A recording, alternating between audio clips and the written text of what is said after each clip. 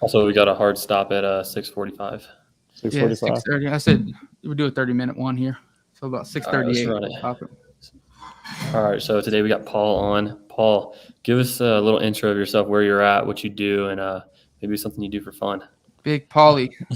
For sure. I appreciate you guys for having me on here. First things first, I've enjoyed seeing you guys' success. Similar path, starting college, figuring it out, and then going from there. So, yeah, my name is Paul. I own Stonegate Acquisitions and Development. Wholesale, I flip, I build, got some long-term rentals. So I sort of try to do it all within my company and within my business. So, yeah, I started late 2018, I'd probably say, freshman year of college. Went to a couple of meetups in Atlanta, actually. I can't remember who was hosting it. It was some Atlanta wholesalers, but learned about wholesaling. I was already in school in Alabama for construction management. Nice. Learned about wholesaling freshman year. I bought my first couple of rentals actually off Facebook Marketplace. First rental I bought was $8,000. I think it was like September. So Got it. my apologies. I think it cut out a little No, bit. you're good. But, So you got your first rental, Yeah. 8K. Where was it? Montgomery? yeah, it was in Montgomery, Alabama. Took the I guess. so I actually bought it with a quit claim deed. I had no idea, like, I should have bought it The with a risk. warranty deed. Yeah. So the guy had bought it actually from a tax sale, and I didn't know it. So, anyways, it cash flowed. It was $8,000. It needed like 4 or 5 grand to work, and I rented it out for $600 a month to Alabama State Housing.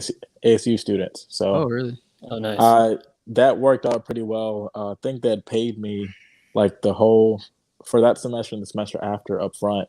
So I got all the money back that I pretty much spent on that property. So then I bought 3 more actually, like 2 months after that. So I think that was going into winter break of freshman year. I bought a couple more, same sort of thing from the same owner actually. Nice.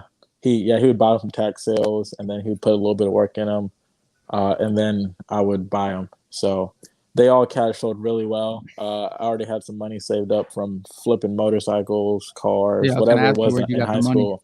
Yeah, so it was from I was valeting in high school. I was flipping cars and motorcycles. I'd go on Facebook Marketplace, find them in other states cheaper, bring them back here to Nashville and resell them. I really wouldn't do any work to them. I would just find them in literally middle of nowhere. So one weekend I might go to the mountains in Georgia. Next weekend I might go to Mobile, Alabama, wherever I could Heck find a yeah. deal on a car or a motorcycle. Then bring it back to Nashville and resell it. So that was making a couple dollars a month that I just saved. I spent a good bit of it on stupid stuff as anybody would in high school. I bought myself a brand new motorcycle. I Hey, bought I bought an older Range Rover that needed a bunch of work. I lost money on that car, no, that's not good. and I bought a couple of Corvettes. So, uh, uh, Corvette. yeah. I So like I it. love So cars, but that's some what got you. That's what started you, the entrepreneur stuff, buying cars, flipping them, doing all those things, led you into those houses. You got about 3, like you said. So tell us now, just because we got some listeners in here now, and then we can go in between the weeds. But where are you at now? What does your company look like? What are you guys doing? Again, you give just a brief stuff. We go into it a little later. But so what are you doing now? so for me, the majority of my focus is new construction and rentals right now. Wholesaling, I went full on wholesaling 2019, 2020, and the first quarter of 2021. So I had a full team in house. So I had 5 or 6 people in house at all times. Nice. So that's lead manager, acquisition manager, 2 closers, and it was stressful. I didn't like it, but that's what it takes. At least for me, I didn't want to use wholesaling as my way of being long term in this business. I wanted new Got it. construction and rentals to do that. So wholesaling brought me the capital to start building houses. So Hmm. that's really what I used it as, a jumping platform into building new construction houses, because I need to show that I'm making money when I go get these construction loans, and I have to be bankable. So wholesaling was that constant money coming in accounts, because construction loans on the other side is what's Taking that money. using up all Yeah. my money. So I use that as springboard to new construction. Once I had consistent closings with new construction going on, I scaled back my wholesale company But what's interesting is that even with me scaling that back now, I've only got 2 full-time people for my acquisitions, Nice. and four VAs. We've still done more this year just wholesaling than I did the previous years with 2 people versus 6. So I'd say the efficiency of the people I have, the 2 people I'm using now, is ridiculous. I've probably been lucky in the aspect that I've got 2 really good people that really know land development and how to find value add opportunities within the single family space here in Nashville. But my stress level has definitely gone down quite a bit from last year when, you're people managing in an office. And it's really hard for me to delegate when I'm mostly wholesaling land and dirt, because so many opportunities we would lose because the people I had, they didn't know fully how to To run it. evaluate land, run it as a teardown, which is really big here in Nashville. So once I learned to train a couple of people that know land in and out, the ROI and the ROI and time spent just completely blew last year out the water, which is also easier for me to scale back in that sense because I've got new construction houses closing every so often, which Yeah. is I what got you. I like I like to do now. Yeah, I like but that. I'm still So, consistently wholesaling 2 to 3 a month, and our spreads here in Nashville are usually a little more. Of course, the market's shifted a little bit, but we're still seeing 50K, 60K, 70K, 80K every single month on individual deals.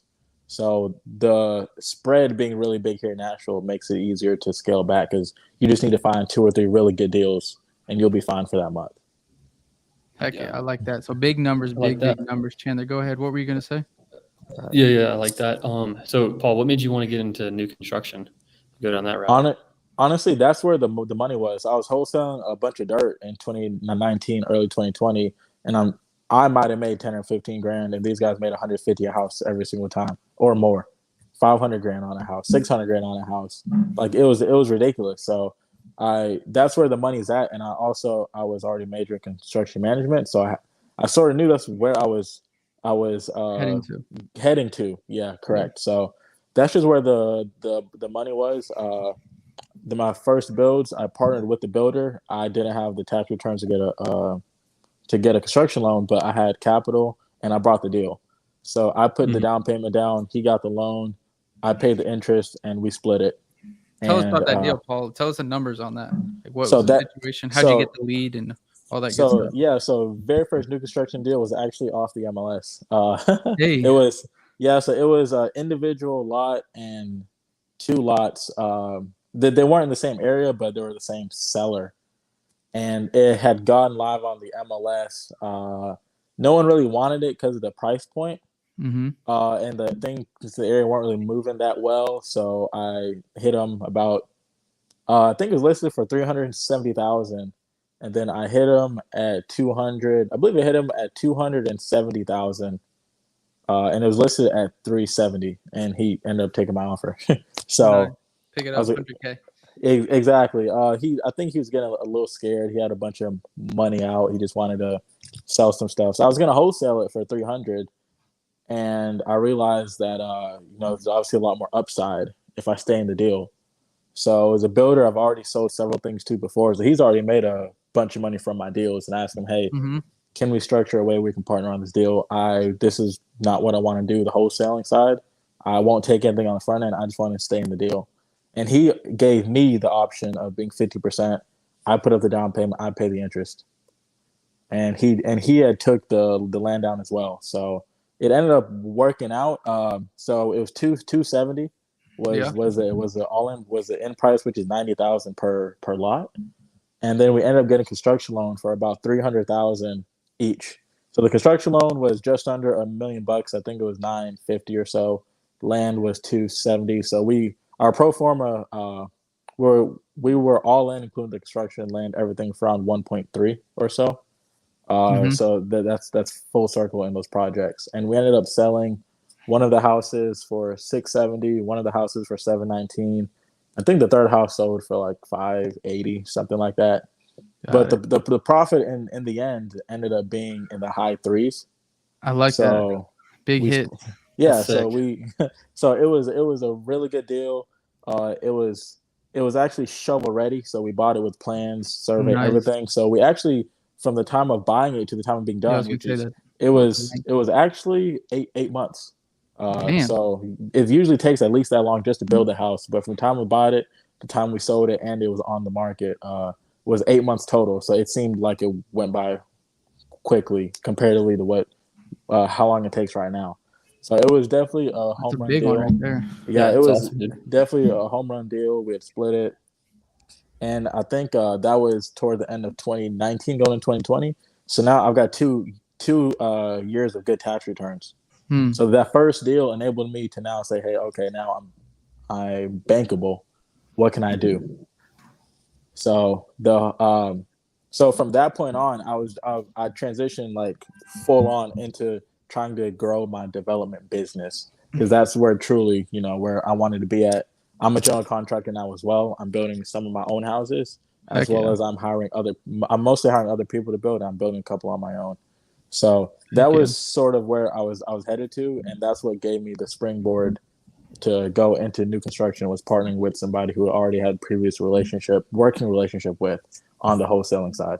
Yeah, that's great. So, hey, we got I 12 like that. people on here right now too, and it's coming up and down. So, if you guys have questions, let us know. Give Paul some feedback or any questions too as well. Again, new construction out of Nashville. He's killing it out there. Go ahead, Chandler. What were you gonna say? Yeah, Paul, I was just going to talk about I think a lot of people know Nashville's got some lucrative options for new construction. You It don't have to go into does. all the dirty secrets, but what are some of the high level things you're looking for So for some dirt? honestly, Nashville, it's hard to lose if you're buying it right in the right area. And for the past 2 years, appreciation has masked anybody who bought wrong because they just got it on the back end. But truly and honestly, luxury in Nashville, like I legitimately know and believe, and I've seen it, that in any house that is selling over $1.5 million, 2 million Nashville, more than likely that person's making three, four, five, 600, $700,000 on these houses. So Damn. that's where I transitioned to last year, was the luxury side, because I mean it's day in, day out. People are making $1 million on one project, and then they're doing seven or eight of them at a time. So it's crazy, but those are truly the numbers in the luxury market. 20 to 25% profit margin on 2 million is obviously a lot bigger than is on 4 to 500,000. It also helps last year when materials went up really high. You have the margin to absorb that in luxury. You don't have that Yeah, that luxury makes sense. in a lower end Yeah, market. And I definitely learned that lesson very quickly. You have a lot more margin to play with. So it's, as long as what people look for here in Nashville, like good schools, they want to be around people like them. They have money. Yeah, They like like everyone. walkable streets, good areas, private schools around them. So really, anything higher end in Nashville, as long as you buy it right, it's a home run. Really, I I mean, like that. it's a home run. We got a question here. You got Facebook pulled up, Gino? I don't have it pulled up, but the Yeah, I question is, can. Go ahead. have you seen the luxury market and single family market slow down over the past like few months in Nashville? Absolutely. Yeah, no, for sure. Luxury is usually the first thing that turns once there's some sort of correction or whatever we're going through right now. So yeah, that has happened, but luxury does have a lot more people who are buying just cash outright. So they don't care about an interest rate, or they might be doing a portfolio loan or something like that, collateralized by their assets. So jumbo loans usually move slower than normal 30-year conventional mortgages because they're naturally priced in a little bit higher. So for example, if a normal mortgage is 7%, a jumbo right now might be in the low sixes, high fives, probably in the low sixes. So luxury has taken a little bit of a slide, but like I said, luxury, at least the new construction side, you have a lot of margin to play with as long as you're not swinging for the Fences. fences. Got it. So Hmm. I think most people will be all right, but I will say that luxury is the first market to turn. We have seen a really big slowdown between 700,000 and 1.2 million, because those are the people that are value buyers. Above that, you have money. Below that, you're a first time home buyer. You're coming from somewhere else. In between Yeah. is where people are stretching. So that middle market, I'd say right now, is really being affected price wise. Squeezed. squeezed. And that was Adam that asked that question, and then we got Ingo here that said thanks for providing value. Thanks for watching, Ingo. I see you're in Mexico City, so hope you had a good time. And I think this is Logan, right? This is Logan asked this question. Logan Fast. How long are these projects taking you from start to finish? You said that one was 8 months. You already had the plans. Now these big luxury ones. Yeah, what is the usual time? Those luxury ones, a good timeline on those just for the construction is 10 to 11 months. Shit. If I can hit that, and that's not including permitting, doing plans. If I can What is hit that, that, 2 so months? Permitting and plans, 2 to 3 months? yeah, that's right now. 90 days is about as good as it gets. Permits suck here, so it takes 60 days to get a permit. And plans, I mean, I try to rush mine or reuse, but that's 30 to 45 days. So it's 100% going to be at least 90 to 120 days before you break ground after you buy a lot, unless you're using reusing a plan you have and you already have a survey. It's just going to take you that long. So full cycle right now is 12 to 15 months. Got it. 12 to 15 months. So for a 12 to 15 month project, like what are you kind of looking at from like a economic standpoint just to cover your risk with maybe Honestly, where the market's going or anything like that? I've got to have in any project I'm doing above $1 million, I like to have 25 to 30% of margin built in. Got it. Margin. So if I'm building $1 million house, I'm trying to make 300 on that house, at least that. So that's how I price it in on the front end. I just got to honestly just find the dirt at a really good price. I'm not gonna bid against other people on MLS because then you're dealing with builders who have more volume and therefore the costs are lower, or you're dealing with customs where they just want a piece of land where they want it. And so what's really, that, Paul, what is that zoning code again? I forgot what it is. In Nashville, what are you looking for? Like the R what or what are you looking for? Nashville, most people like duplex eligible lots because they can build 2 houses. So it would be R6, R8, R10, R20. And then you ever split the lot in 2 and build two on it. Yeah, that's what I like to do those just because it's a value add. Or you keep the existing house and you build another house on it. There's a lot of ways to skin the cat in Nashville. So I like that. Yeah. Yeah, that's pretty. So you got a question, Gino? Go for it. Yeah, I was going to say Jaron had a question. Do you think it's still time to get into Nashville now?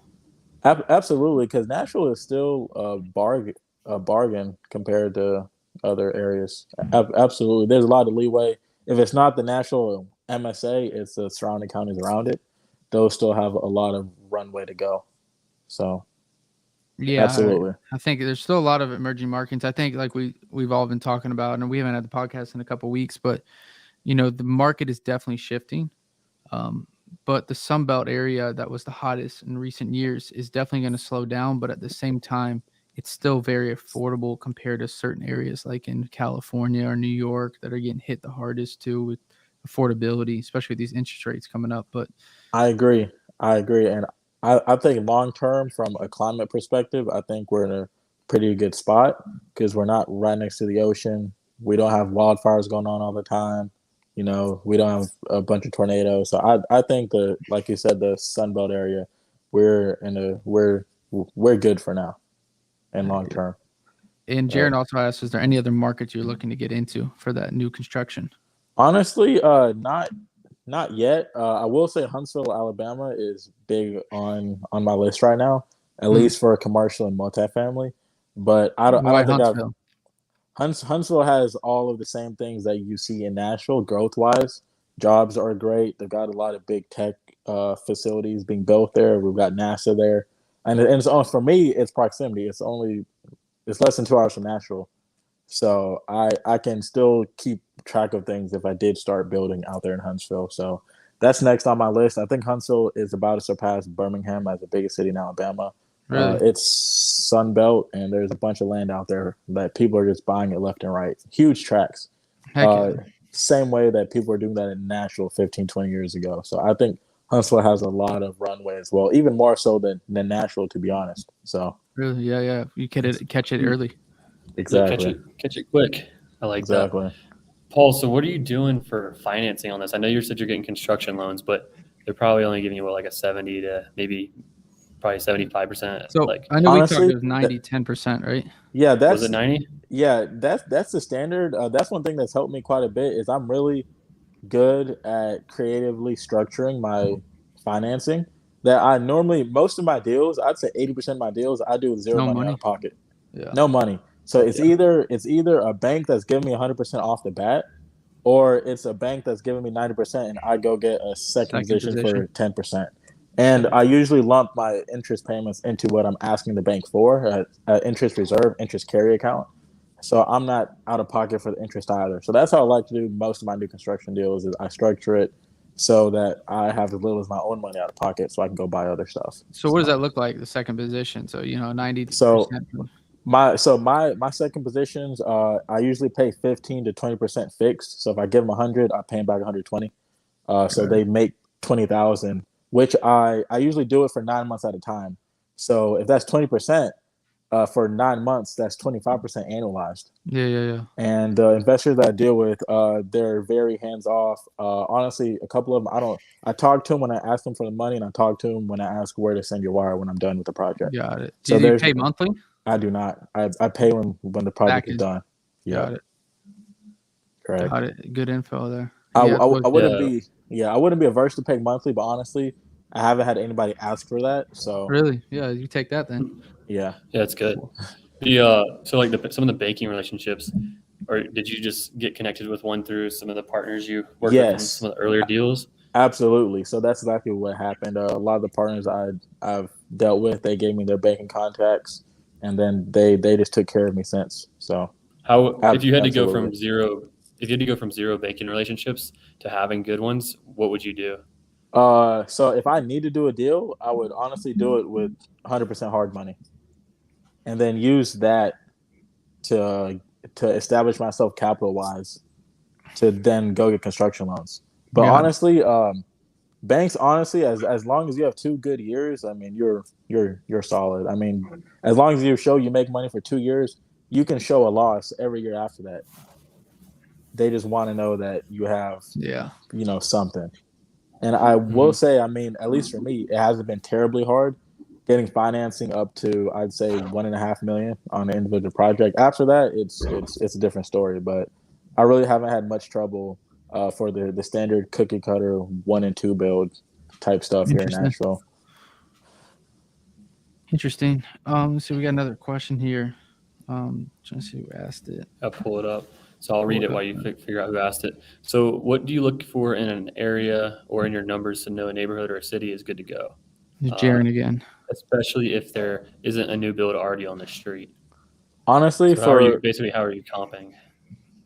So how I comp means same as anywhere else. I look at what's sold, or I look at what, for example, if there's rehab selling for $150 a foot, a new construction should sell for 10 to 20% more than that. So if you don't have any comps, look at what people are actively flipping in that area, and a similarly sized new build should sell for 10 to 20% more than what already existing inventory is selling for. I think that's a pretty good standpoint for me when I'm going in areas where people aren't building for one reason or another.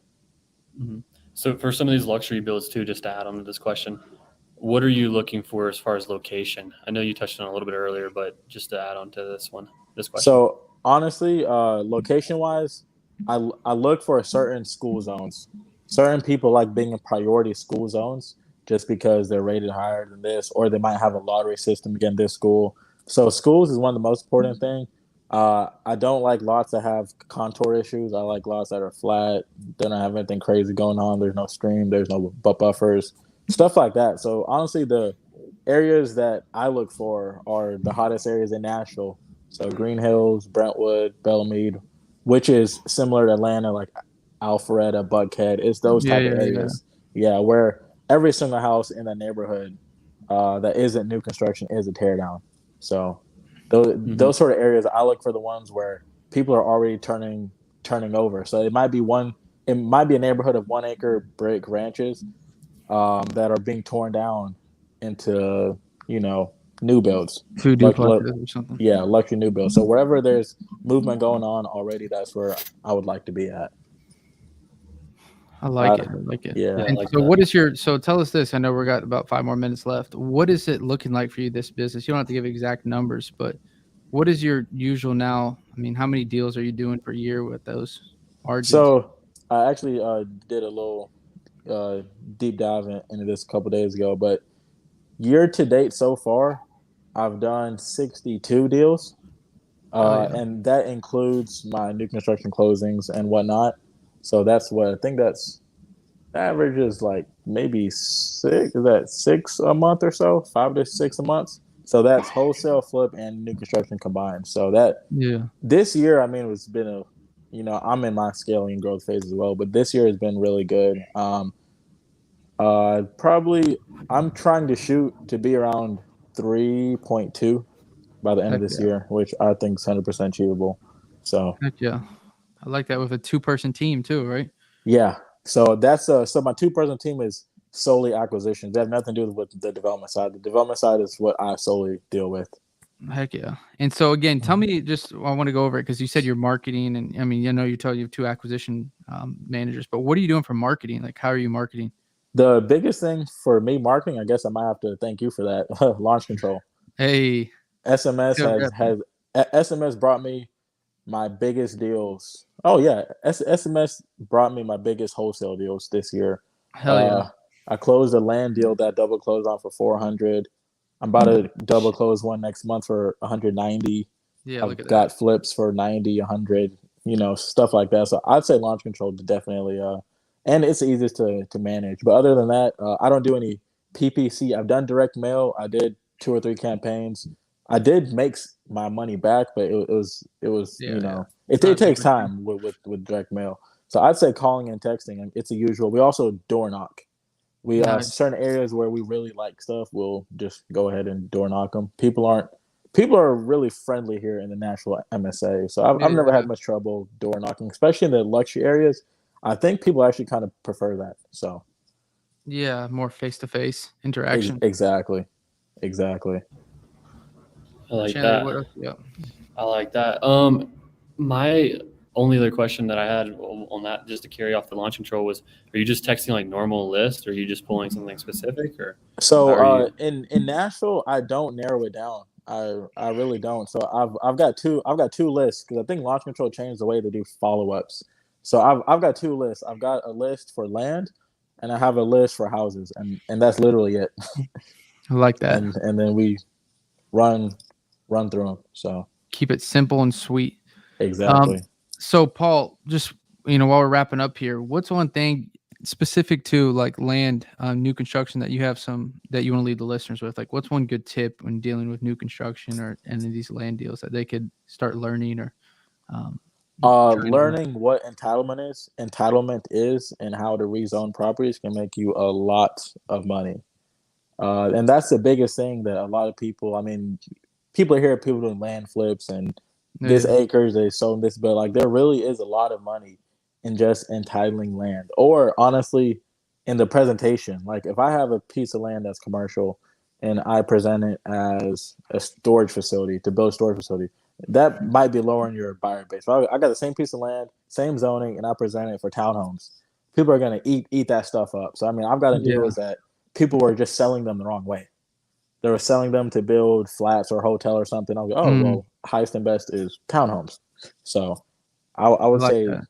I would say zoning, land entitlement, knowing what fights to pick, because if you need to rezone, that means you have neighborhood support and all that stuff. So knowing what areas, which battles to fight can be very, very, very fruitful. So Mm, like I that. like that. If you want to go do a brief like description of entitlement, just for everyone to listen, just so Yeah, they a can go couple step up. sentences, like 2 or 3. Keep it as simple as you can. So entitlement is just what are the land uses. So if you have a piece of land that's in a neighborhood that you can build a 500 grand house on, I'm gonna pay 100 grand for it.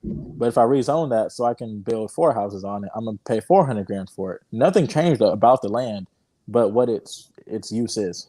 The So being entitlement. able in the entitlement, exactly. So being able to change what the use is of a land is forced value appreciation. Real estate is one of the one of the areas where if you can force appreciation Avenues you can force on something, appreciation. yeah, then So what you you're know saying, Paul, just to break it down simply, is like if you get a property under contract, and I know some of the guys in Tennessee do this, Nashville, is they'll put on their contract knowing that it might be, zoned R1 or R2, like something smaller, and then they'll try to go through the entitlement process and get it to R6, R8, and they have it under due diligence to get that. They'll buy it pending it gets to that R6, R8. Exactly. Yeah, my best new construction deal I did was a lot that I thought was only able to build one, and I ended up being able to put 2 houses on it, and then we netted like $1 million at the end of the project. So exactly. So Paul, how can the listeners reach out to you? Where can they find you and maybe get some questions from you and all that good stuff? So I'm mainly on Instagram. Instagram is Paul ST1X. I'm definitely going to be doing a lot more content with what I do on a day-to-day basis, just because I think people need to see that it's a lot more accessible than they think. It does not take a lot to do what I do. So Facebook, Paul Simiyu, I'm on there as well, but mainly Instagram is the easiest way to reach me. Heck yeah. I like it. Appreciate you, Paul. Guys, also, if you want to go see Paul's McLaren on there, that foreign baddie over there. Go check it out. But anyway, again, Paul, thanks for coming. I know this was a 30-minute one. I actually like this, just being able to get a lot of info. I think you put a lot of value out there. I remember we talked about it a couple of years ago about what you're doing. I was like, damn, I know this is I definitely hear some good things coming out up there in Nashville and what you're doing. So thanks again for coming out. Chandler, you want to take us home? Much appreciated. Make sure you go follow Paul and give him at least a couple likes on some old McLaren pics. Drop him some love. Oh, Drop that man some love. All right, Paul. We appreciate you.